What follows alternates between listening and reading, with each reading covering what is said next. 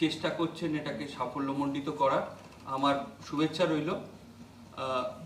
তোমরা যারা পার্টিসিপেট করছো তাদের উপর অনেক গুরুদায়িত্ব, কারণ বুঝতেই পারছো ন্যাশনাল সার্ভিস স্কিম শুধু তো পড়াশুনো নয়, সঙ্গে ভালো মানুষ হয়ে ওঠা আর সোসাইটির জন্য কিছু করা। সেটা যে তোমরা এই মানসিকতা নিয়ে এই প্রোগ্রামগুলো অ্যাটেন্ড করছো এবং প্রোগ্রাম অফিসার কোঅর্ডিনেটরদের সাথে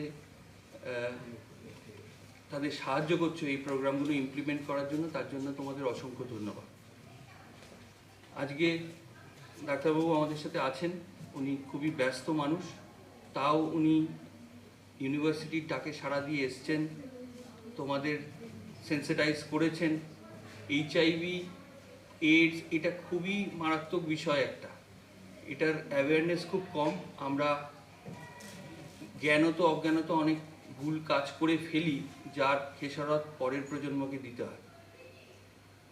এইটা যদি আমরা অ্যাওয়্যার থাকি, আমরা যদি সেন্সিটাইজড হই, তাহলে আমার মনে হয় সোসাইটির এবং দেশের অনেক উপকার হবে, এটাকে কন্ট্রোল করা যাবে। আমার যেহেতু আমাকে অজিত বলেছে কালকে, আমি এই বিষয়গুলো নিয়ে তো আমাদের চর্চার মধ্যে তেমন একটা থাকে না, কিন্তু তাও আমি ভাবলাম যে একটু যাবো যখন একটু দেখে নিই স্ট্যাটিস্টিক্সে, কেন আমরা সবসময় ম্যানেজমেন্ট কমার্সের লোকরা স্ট্যাটিস্টিক্সটা চেষ্টা করি কোনো কিছু কথা বলার ফ্যাক্টস ফিগার্স দিয়ে। আমি জাস্ট একটু রেলেভেন্ট ফ্যাক্টসগুলো নিলাম যে কী পরিস্থিতিতে আমরা আছি।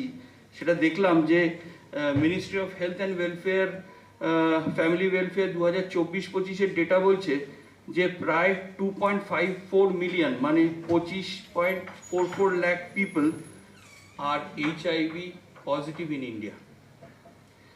আর তার মধ্যে 15 থেকে 49 এজ গ্রুপটা, তাদের এইচআইভি প্রিভ্যালেন্স প্রায় 0.20%।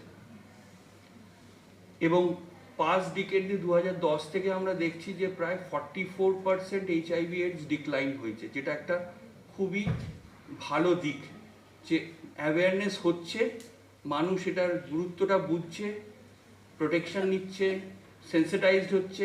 প্রায় 44% এইচআইভি রেটেড ডিক্লাইন হয়েছে।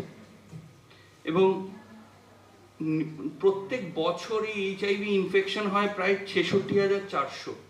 প্রত্যেক বছর নতুন নতুন মানুষ এইচআইভি ইনফেক্টেড হচ্ছে 46,000, এই 66,400। তার মানে কিন্তু হচ্ছে